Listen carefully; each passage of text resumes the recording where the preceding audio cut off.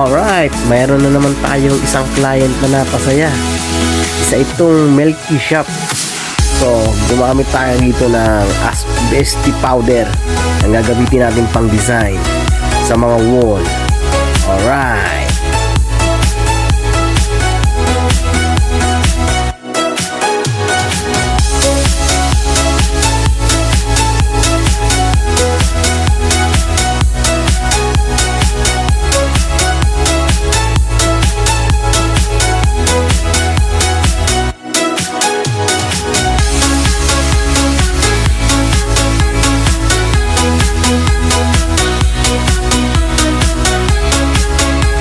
So ngayon, kailangan naman natin putiin ng pader bago natin lagyan ng asbestos powder, lime wash design para lumabas.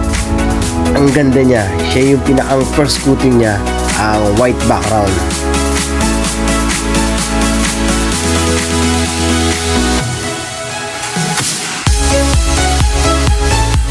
Gumamit ako dito ng D4 brush na malapad at pinapahid ko yung asbestos powder lime wash sa iba-ibang direksyon para magkaroon siya ng design.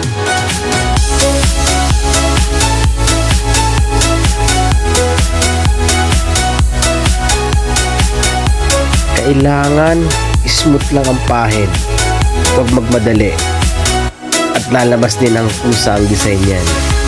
Hindi dapat minamadali, binibigyan ng time yan.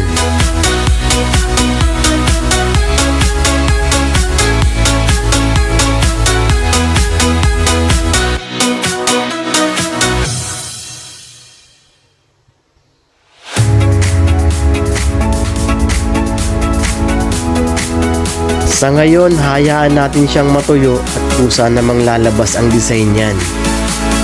So, hintayin na lang natin. At ito na nga ang finish niya. So, magaspang ang wall niyan na wala siyang kintab, na para siyang marble na kupas, na iba-iba ang lumalabas na design. May light, may dark, para siyang camouflage na hindi mo may paliwanag.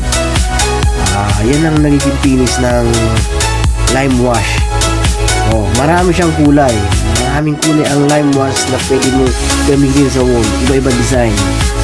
Ang tawag dyan ay lime wash finish. So, yun.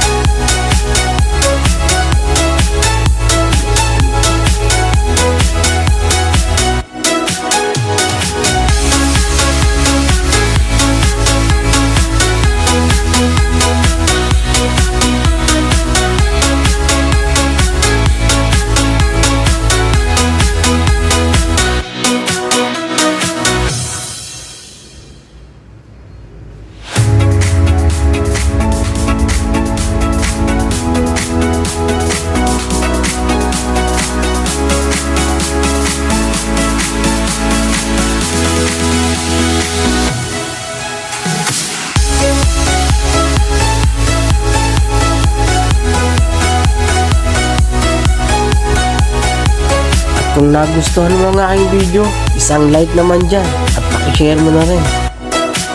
At pakisubscribe mo na rin ang channel ko. Alright.